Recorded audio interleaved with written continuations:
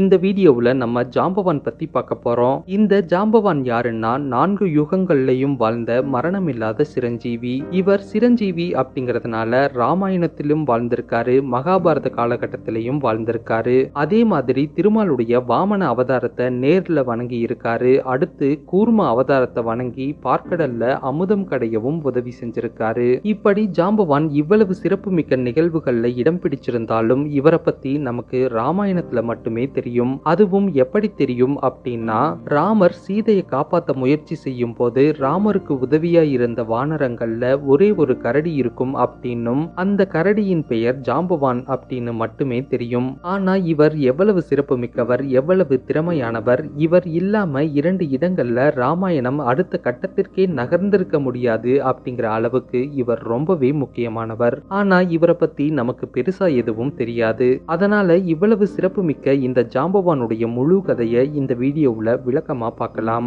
முதல்ல இவருடைய பெற்றோர்கள் யாரு, இவர் எப்படி தோன்றினாரு அப்படின்னு நிறைய விதங்கள்ல சொல்லப்படுது. அதுல முதலாவது விதம், சிவபெருமானும் பார்வதி தேவியும் தங்களுடைய ஓய்விற்காக பூமிக்கு வந்து அவங்க தங்களுடைய தோற்றம் யாருக்கும் தெரியக்கூடாது அப்படின்னு அவங்களுடைய தோற்றத்தை கரடி மாதிரி மாத்தி அவங்க பூமியில வாழ்ந்தாங்க அப்படின்னும், அப்படி அவங்க பூமியில வாழும்போது அவங்களுக்கு பிறந்த குழந்தை தான் இந்த ஜாம்பவான் அப்படின்னு சொல்லப்படுது. அடுத்து இரண்டாவது, விஷ்ணு பகவான் ஒருமுறை தியானம் செய்ய அமர்ந்த போது அவர் கொட்டாவி விட்டதாகவும் அந்த கொட்டாவியிலிருந்து பிறந்தவர் தான் இந்த ஜாம்பவான் அப்படின்னு சொல்லப்படுது. அடுத்து மூன்றாவது, படைத்தல் தொழிலை தொடர்ந்து செய்த பிரம்மதேவன் தனக்கு ஓய்வு வேண்டி பூமியில் ஒரு கரடி அவதாரம் எடுத்ததாகவும் அந்த அவதாரம் தான் ஜாம்பவான் அப்படின்னு சொல்லப்படுது. அடுத்து பெரும்பாலான கதைகள்லையும் இதிகாச புராணங்கள்லையும் பெரும்பாலான பேரால் நம்பக்கூடிய நான்காவது, மது மற்றும் கைத்தவன் அப்படிங்கிற 2 அரக்கர்கள் பிரம்மதேவன் கிட்ட இருந்து வேதங்களை திருடும் போது பிரம்மதேவனுக்கு வியர்த்ததாகவும் அந்த வியர்வையிலிருந்து பிறந்தவர் தான் இந்த ஜாம்பவான் அப்படின்னு சொல்லப்படுது. இப்படி கரடியின் உடலோடு கடவுளிடமிருந்து தோன்றியதால இவருக்கு கரடியின் உடல்ல கடவுளின் சக்தி மற்றும் ஆற்றலோடு இவர் வலிமையானவராய் இருக்காரு. அதனால இவர் பார்க்கடல்ல அமுதம் கடையும் போது இவர் விஷ்ணு பகவானின் கூர்ம அவதாரத்தை வணங்கி இருக்காரு. அதோட தேவர்களுக்கு உதவியா இருந்து பார்க்கடல்ல அமுதமும் கடைஞ்சிருக்காரு. அப்போ இவரும் அந்த அமுதத்தை குடிச்சதுனால ஜாம்பவான் சிரஞ்சீவி ஆயிருக்காரு. அடுத்து திருமால் வாமன அவதாரம் எடுத்த போது இவர் வாமன அவதாரத்தை பார்த்து சந்தோஷப்பட்டு பூமியில் இருந்த அவருடைய காலை பல முறை வலம் வந்திருக்காரு. அப்படி வலம் வரும்போது இவருடைய கூர்மையான கால் நகங்கள் மேருமலையை கீற, அதனால் காயத்தோடு பெரும் கோவப்பட்ட மேருமலை, ஜாம்பவானே, உன்னுடைய சக்தி மற்றும் இளமையினாலதான் நீ இவ்வளவு துடிப்பாய் இருக்க. நீ இவ்வளவு துடிப்பாய் இருக்கிறதுனால உன்னால காயப்பட்ட மத்தவங்களை பத்தி நீ யோசிக்க மாட்டேங்கிற. அதனால உனக்கு அளவற்ற சக்தியும் சிரஞ்சீவி வாழ்க்கை இருந்தாலும் உன்னுடைய அளவற்ற சக்திக்கும் சிரஞ்சீவி வாழ்க்கைக்கும் சம்பந்தம் இல்லாத மாதிரி இனி நீ உன்னுடைய வாழ்க்கை முழுதும் ஒரு வயதான தோற்றத்தோடு வாழ்வாய் அப்படின்னு மேருமலை ஜாம்பவானுக்கு சாபம் கொடுத்திருது. அதனால ஜாம்பவான் கடவுளிடமிருந்து பிறந்தவராக இருந்தாலும் அளவற்ற சக்தி மற்றும் ஆற்றல் கொண்டவராக இருந்தாலும் சிரஞ்சீவி வாழ்க்கை பெற்றவராக இருந்தாலும் அதற்கு ஈடு கொடுக்க முடியாத ஒரு வயதான தோற்றத்தோடு வாழ ஆரம்பிக்கிறாரு. அதுக்கு அடுத்து ஜாம்பவான் ராமாயண காலகட்டத்தில் கிஷ்கிந்தை பகுதியை ஆட்சி செஞ்ச வாலி மற்றும் சுக்ரீவனுக்கு அமைச்சராகவும் தலைமை ஆலோசகராகவும் வாழ்ந்துகிட்டு இருக்காரு. அப்போ சீதையை துளைத்த ராமர் சீதையை தேட முயற்சி செய்யும் போது அவர் ஹனுமன் மற்றும் சுக்ரீவனை சந்திக்கிறாரு. அதே சமயத்துல தான் ஜாம்பவான் முதலா ராமரை சந்திக்கிறாரு. அதுக்கு அடுத்து கழுகு அரசர் சம்பாதியின் உதவியால சீதை ராவணனால் கடத்தப்பட்டாங்க அப்படின்னும் அவங்க இப்போ இலங்கையில இருக்காங்க அப்படிங்கிற தகவலையும் தெரிஞ்சுக்கிறாங்க. அதுக்கு அடுத்து ராமர், லக்ஷ்மணன், ஹனுமன், சுக்ரீவன், ஜாம்பவான், அங்கதன் மற்றும் பல வானர வீரர்கள் எல்லோருமே சேர்ந்து இங்கிருந்து எப்படி இலங்கைக்கு போவது, எப்படி இந்த கடலை கடப்பது அப்படின்னு யோசிச்சு ஒரு ஆலோசனையை நடத்துறாங்க. அப்போ அங்கதன், இங்க இருக்க யார் யாரால் ஒரே தாவலில் எவ்வளவு தூரம் போக முடியும் சொல்லுங்க அப்படின்னு கேட்கிறாரு. அதுக்கு கஜன் அப்படிங்கிற வானர வீரன் தன்னால் 10 யோஜனை தூரம் தாண்ட முடியும் அப்படின்னு சொல்றாரு. இதுல யோஜனை அப்படிங்கிறது என்னன்னா, இது ஒரு புராண கால அளவீடு.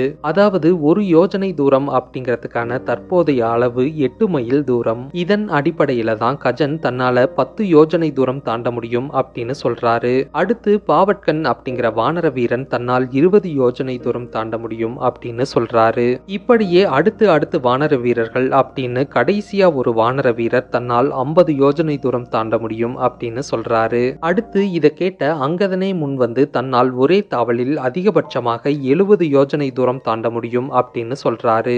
இதை எல்லாத்தையுமே கேட்ட ஜாம்பவான் தன்னால் 100 யோஜனை தூரம் தாண்ட முடியும் அப்படின்னும், அப்படி 100 யோஜனை தூரம் தாண்டி இலங்கைக்கு சென்ற பிறகு என்னுடைய வயதான தோற்றத்தின் காரணத்தால என்னால அங்கிருந்து திரும்ப வர முடியாது அப்படின்னு சொல்றாரு. சொல்லிட்டு அடுத்து ஹனுமனை பார்க்கறாரு. அப்போ ஹனுமன் தன்னால எவ்வளவு தூரம் தாண்ட முடியும் அப்படின்னு சொல்லாம அவர் அமைதியா இருக்காரு. அப்போ ஜாம்பவான் ஹனுமனுக்கு பக்கத்துல போய், ஹனுமனே, நீ உன்னுடைய சக்தியையும் ஆற்றலையும் உணராமல் இருக்கிறாய். உனக்கு நினைவிருக்கிறதா? நீ சிறுவயதில் சூரியனை பழுத்த பழம் என்று நினைத்து ஒரே தாவலில் சூரியனிடம் சென்று சூரியனையே விழுங்க முயற்சி செய்தாயே, அது நினைவிருக்கிறதா? இந்திரனுடைய வஜ்ராயுதத்திற்கு நிகரான உடல் வலிமையை சிவபெருமானிடம் வரமாக பெற்றாயே, அது நினைவிருக்கிறதா? சிறுவயதில் உன்னுடைய குறும்புத்தனத்தால் ஒரு முனிவரிடம் உன்னுடைய வலிமையையும் ஆற்றலையும் மறக்கும் சாபம் பெற்றாயே, அதிலிருந்து நீ இன்னும் மீளவில்லையா? நீ அதிலிருந்து மீண்டு உன்னுடைய சக்தியையும் ஆற்றலையும் உணர வேண்டிய நேரம் வந்துவிட்டது. உன்னால் மட்டுமே ஒரே தாவலில் இங்கிருந்து இலங்கையை சென்றடைய முடியும். மீண்டும் ஒரே தாவலில் இலங்கையிலிருந்து திரும்ப வர முடியும் அப்படின்னு ஜாம்பவான் ஹனுமனுடைய சக்தியையும் ஆற்றலையும் அவருக்கே புரிய வைக்கிறாரு.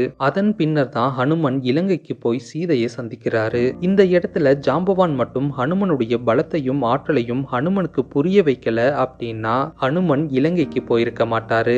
ராமாயணம் இப்போ நம்ம படிக்கிற மாதிரியான கதையா இருந்திருக்காது. அதுக்கு அடுத்து ராமாயண போரில் மேகநாதன் இந்திரஜித்துடைய நாகாஸ்திரத்தால் தாக்கப்பட்ட ராமரும் லக்ஷ்மணனும் உயிருக்கு போராடும் போது சுக்ரீவன், அங்கதன், ஜாம்பவான் மற்றும் பல வானர வீரர்கள் உயிரை கையில புடிச்சுக்கிட்டு தரையில கிடக்குறாங்க.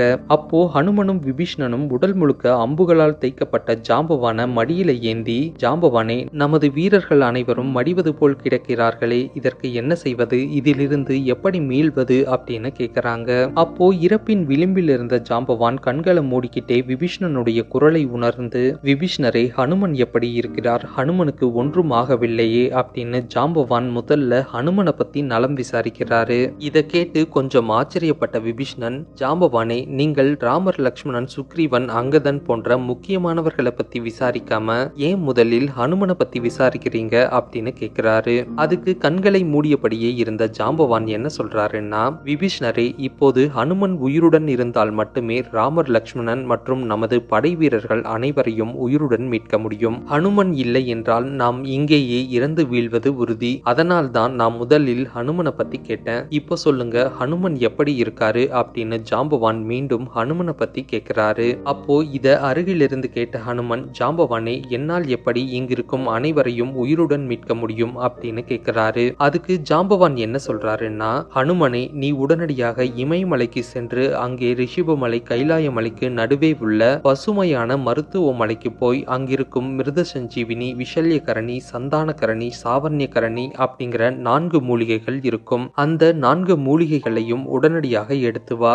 அதுல மிருத சஞ்சீவினி இறக்கும் தருவாயில் உள்ளவர்களுக்கு மீண்டும் உயிர் கொடுக்கும் மூலிகை, அடுத்து விஷல்யகரணி காயங்களை குணமாக்கும் மூலிகை, அடுத்து சாவர்ணியகரணி வடுக்களை நீக்கும் மூலிகை, அடுத்து சந்தானகரணி துண்டாகிய பாகங்களை ஒன்றாக இணைக்கும் மூலிகை. அதனால் இந்த 4 மூலிகைகளையும் உடனடியாக எடுத்து வா அப்படின்னு சொல்லி ஜாம்பவான் ஹனுமனை இமயமலைக்கு அனுப்பி வைக்கிறாரு. இத எல்லாத்தையும் கேட்டு உடனடியாக இமயமலைக்கு போன ஹனுமன் எது எந்த மூலிகை அப்படின்னு தெரியாம குழம்பி போய் அந்த மொத்த மருத்துவ மலையே ஹனுமன் பெயர்த்து எடுத்துக்கிட்டு போயிடுறாரு. அதுக்கு அடுத்து அந்த 4 மூலிகைகளின் பலனால ராமர், லக்ஷ்மணன் உயிர் பிழைக்கிறாங்க. அவங்கள தொடர்ந்து சுக்ரீவன், அங்கதன், ஜாம்பவான் மற்றும் பல வானர வீரர்களும் உயிர் பிழைக்கிறாங்க. உயிர் பிழைச்சு ராவணனை வீழ்த்தி சீதையை மீட்டெடுக்கிறாங்க.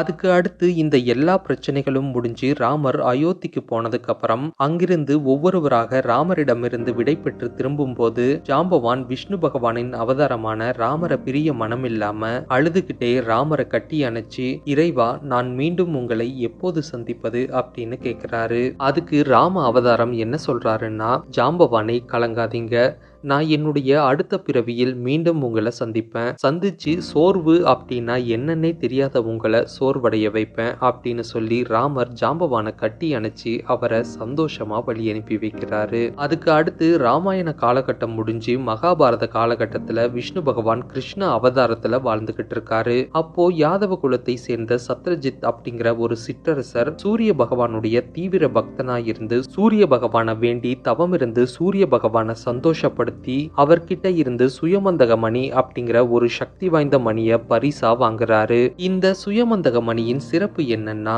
இந்த மணி யார்கிட்ட இருக்கோ அவங்களுக்கு வற்றா செல்வம் இருக்கும். அந்த சுயமந்தக மணியிலிருந்து தினமும் தங்க நாணயங்கள் கிடைக்கும். அதனால் அவங்களுடைய செல்வ வளம் பெருகும். இப்படிப்பட்ட இந்த சுயமந்தக மணியை வச்சுக்கிட்டு சத்ரஜித் செல்வ செழிப்பா வாழ்ந்துகிட்டு இருக்காரு. அப்போ இத தெரிஞ்சுக்கிட்ட கிருஷ்ணர் என்ன செய்யறாருன்னா, சத்ரஜித்தை நேரடியா சந்திச்சு, அரசே, என்னுடைய தாத்தா உக்ரசேனர் ஆட்சி செஞ்சுக்கிட்டு இருக்க மதுராவில் தற்போது சிறு பஞ்சம் ஏற்பட்டு மக்கள் வறுமையில வாடிக்கிட்டு இருக்காங்க. அதனால சில நாட்களுக்கு மட்டும் உங்களுடைய சுயமந்தக மணியை என்னுடைய தாத்தா உக்ரசேனர் கிட்ட கொடுத்தா அவங்களுடைய பஞ்சம் தீர்ந்த பின் உங்களுடைய சுயமந்தக மணியை நானே உங்ககிட்ட ஒப்படைச்சிடுறேன் அப்படின்னு சத்ரஜித் கிட்ட கிருஷ்ணர் சுயமந்தக மணியை கேட்கிறாரு. அதுக்கு சத்ரஜித் என்ன சொல்றாருன்னா, இது நானே கஷ்டப்பட்டு சூரிய பகவான் கிட்ட இருந்து பரிசா வாங்கினது, இத என்னால யாருக்கும் கொடுக்க முடியாது அப்படின்னு சொல்லி சத்ரஜித் சுயமந்தக மணியை கொடுக்காம கிருஷ்ணரை அங்கிருந்து அனுப்பி வச்சிடுறாரு. அதுக்கு கிருஷ்ணரும் சரி அப்படின்னு சொல்லிட்டு அவர் அங்கிருந்து போயிடுறாரு. அதுக்கு அடுத்து சில நாட்கள் கழிச்சு சத்ரஜித்தின் சகோதரர் பிரஜேனன் இந்த சுயமந்தக மணியை அணிஞ்சுக்கிட்டு அவர் காட்டுக்கு வேட்டையாட போறாரு. அப்போ எதிர்பார்க்காத விதமா ஒரு சிங்கம் பிரஜேனனை அடிச்சு கொன்னுட்டு அவர்கிட்ட இருந்த பளபளப்பான சுயமந்தக மணியை எடுத்துக்கிட்டு அந்த சிங்கம் ஒரு குகைக்குள்ள போயிடுது. அப்போ அந்த குகையில தன்னுடைய மகள் ஜாம்பவதியுடன் வாழ்ந்துகிட்டு இருந்த ஜாம்பவான் அந்த சிங்கத்தை அடிச்சு கொன்னுட்டு அது கொண்டு வந்த அந்த சுயமந்தக மணியை எடுத்து அதை தன்னுடைய மகள் ஜாம்பவதி கிட்ட கொடுத்துடுறாரு. அந்த மணியை வாங்கின ஜாம்பவதியும் அதை சந்தோஷமா போட்டுக்கிறாங்க. இப்படியே சில நாட்கள் போனதுக்கு அப்புறம் சுயமந்தக மணியுடன் போன தன்னுடைய தம்பி பிரஜேனனை காணாத சத்ரஜித், கிருஷ்ணர் தான் தன்னுடைய தம்பியை கடத்தி சுயமந்தக மணியை திருடிக்கிட்டாரு அப்படின்னு சத்ரஜித் கிருஷ்ணர் மேல பழி சுமத்துறாரு. அப்போ இந்த பழியிலிருந்து எப்படியாவது மீண்டு வரணும் அப்படின்னு நினைச்ச கிருஷ்ணர் பிரஜேனன் போன அதே காட்டுக்குள்ள போய் பிரஜேனனுடைய உடலை கண்டுபிடிக்கிறாரு. அப்போ அவருடைய கழுத்துல சுயமந்தக மணி இல்லாத அதே சமயத்துல அவர் சிங்கத்தால் தாக்கப்பட்ட தடயத்தை உணர்ந்து அங்கிருந்து சென்ற சிங்கத்தின் காலடி தடத்தை பின்பற்றி கிருஷ்ணர் ஒரு குகைக்குள்ள போறாரு. அப்போ அந்த குகையில இருந்த ஜாம்பவதி சுயமந்தக மணியை அணிஞ்சிருக்கிறத பார்த்த கிருஷ்ணர் ஜாம்பவதி கிட்ட போய் அந்த சுயமந்தக மணியை தன்னிடம் கலட்டி கொடுக்கும்படி கேட்கிறாரு. அப்போ இத பக்கத்துல இருந்து பார்த்த ஜாம்பவான் கிருஷ்ணர் யாருன்னு தெரியாம அவர் மீது கோவப்பட்டு ஜாம்பவான் கிருஷ்ணர் கூட சண்டை போட ஆரம்பிக்கிறாரு. இந்த சண்டை ஒரு நாள் 2 நாள் அப்படின்னு பல நாட்களை கடந்து தொடர்ந்து 28 நாட்கள் நடக்குது. அந்த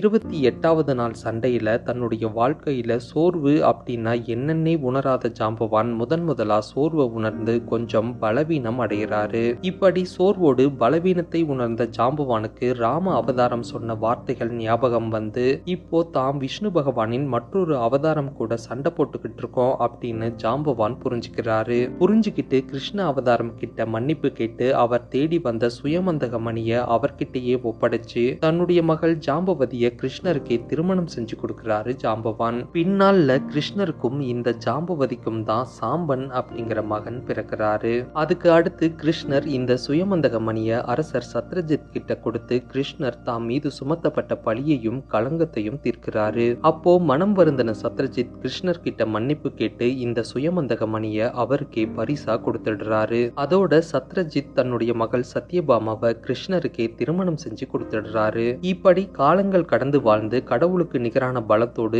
யுகங்கள் கடந்த அனுபவத்தோடும் அசைக்க முடியாத ஆற்றலோடும் இருந்தவர் தான் இந்த ஜாம்பவான். இதனாலதான் ஏதாவது ஒரு துறையில சாதிச்சவங்களையும் அசைக்க முடியாம இருக்கிறவங்களையும் இப்பவும் நம்ம ஜாம்பவான் அப்படின்னு சொல்றோம். இதுதான் யுகங்கள் கடந்து வாழ்ந்த சிரஞ்சீவி ஜாம்பவானின் வரலாறு. இந்த வீடியோ பிடிச்சிருந்தா லைக் பண்ணி ஷேர் பண்ணி சப்போர்ட் பண்ணுங்க. இந்த வீடியோ பத்தின உங்களோட கருத்தை கீழே கமெண்ட்ல சொல்லுங்க. இந்த மாதிரி இன்னும் நிறைய வீடியோஸ் பார்க்க நம்ம சேனலை சப்ஸ்கிரைப் பண்ணுங்க.